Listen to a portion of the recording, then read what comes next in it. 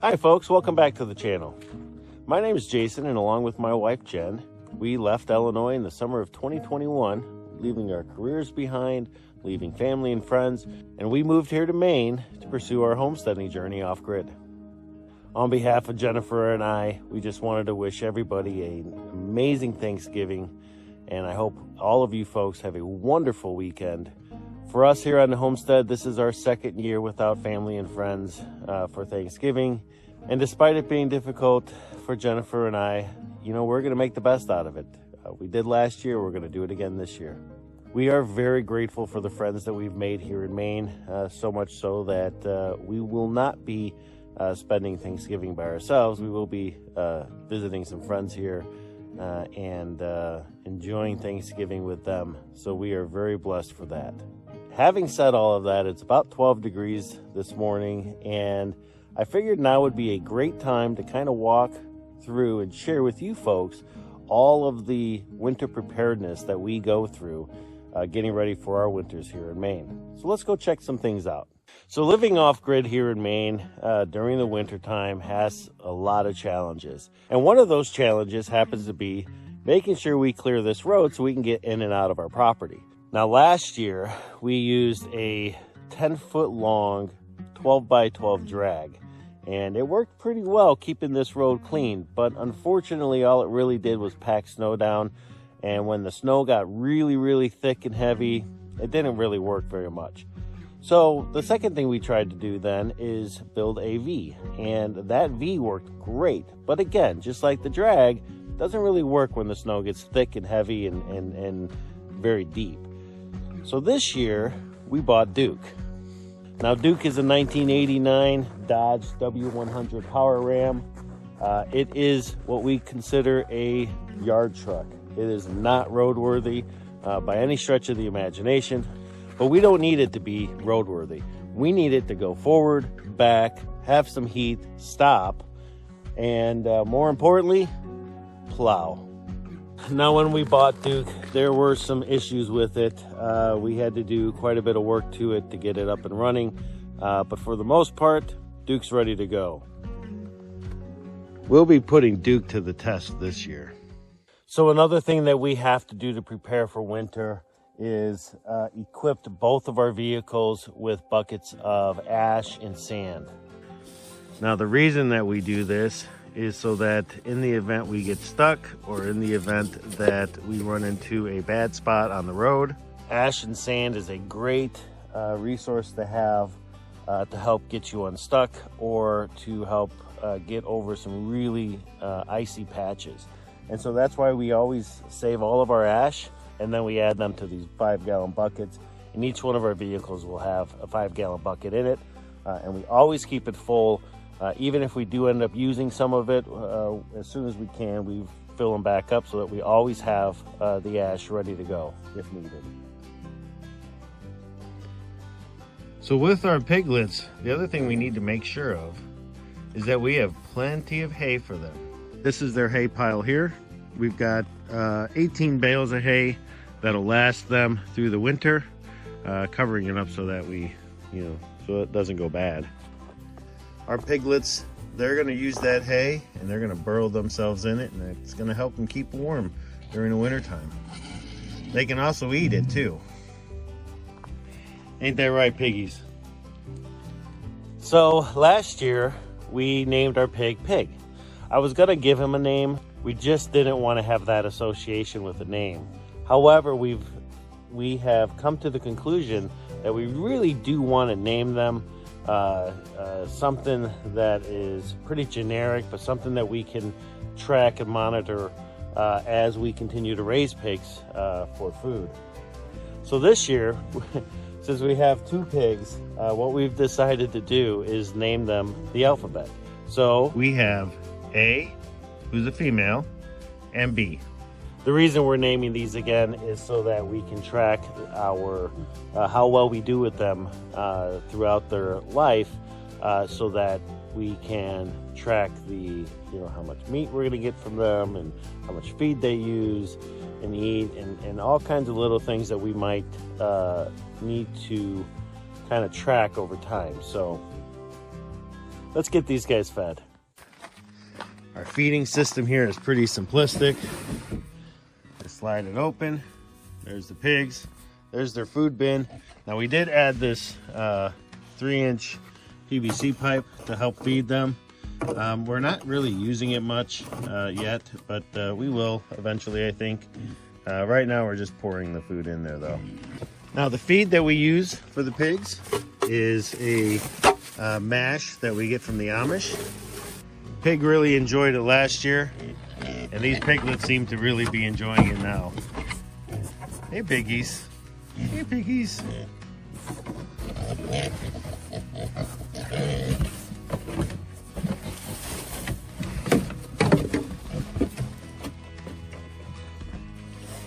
So while the pigs are eating, it brings up another thing that I wanted to talk about as far as our preparedness. The water here will freeze. Obviously, today it's 12 degrees, the water was frozen. I do try to break it up every day, and then we add hot water from our stove to it to help at least keep it unfrozen long enough for them to get some water.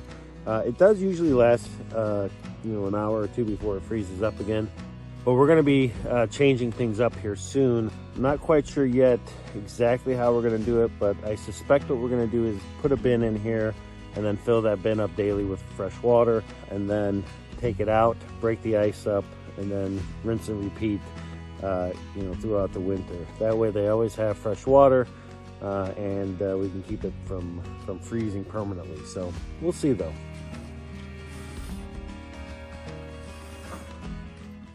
So right now I am in the GPS, which houses all of our solar equipment. And it is 72 degrees in here. We installed this wall-mounted gas heater, and this thing runs 24/7. It keeps this room, or it keeps this building at between 69 and 74 degrees, 24 hours a day, and it is awesome. It really is awesome. But the reason I'm in here is not really to talk about the solar. I did want to share with you what we do to ensure that our water hose doesn't freeze. So the water hose goes into this green bin, and we leave it in the GPS here because it is warm, so that way it doesn't freeze. So now when we need the hose to water the pigs, we just come in, get our green bin, and take it out to the spigot on the side of the cabin and water the pigs. So the next thing that we want to make sure that we are prepared with is having enough fuel.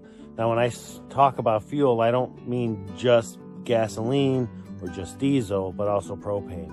We want to make sure that we have a couple months worth of propane on hand, just so that if we get snowed in on the road, at least we have enough propane to get us by until we can get out and get more propane. So we do keep quite a bit on hand. Now, in addition to the propane, we also keep plenty of gasoline on hand as well. Everything here uses gasoline except for our tractor. But we've got several generators that we will need to run periodically, the snow blower, the snow machines. And so we do like to keep a good stock of fuel on hand in the event that we need it. And so I think, we try to keep about 50 gallons of gas here on the homestead at any given time. We are going to look at getting a fuel tank here on the homestead, something that would hold more fuel and we can add to it and then just pump out of it. I don't know what that looks like yet. I've looked at a couple of different options. If you're familiar with Doug and Stacy, I know Doug had gotten himself a 100-gallon tow behind tank at one point, and I've looked into doing something like that, but I don't know, we'll see. So here in Maine, we get a lot of snow, and so with a lot of snow comes a lot of snow removal. Now for the panels here, what we love to use is this foam rake, and this thing has been such a blessing because with it being foam, it's not going to scratch or damage the panels at all. And we do have several sets of panels here on the homestead. So this thing is such a great tool for us. And I highly recommend that if you're going to be cleaning panels off, you get yourself something like this. We have used this thing more times than not, and we love it. So I just talked about the roof rake that we use for the panels. The roof rake that we use for the roofs, for the metal roofs though, that one's a little bit more rugged. We've got a plastic one and a metal one that we use. And you know, come winter time, we're going to use that quite often. We want to keep the roofs cleared as much as possible, because if we do get that, 2 feet of snow, I don't want 5 feet of snow on my roof. So we do clean them off for the most part. A couple of the buildings we don't. We just leave the snow on there. It doesn't hurt it at all.